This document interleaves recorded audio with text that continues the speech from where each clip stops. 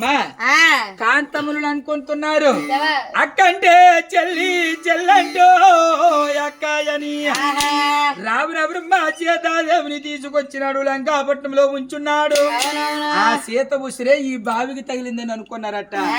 ఎప్పుడు ఆ మాట అనుకున్నారు?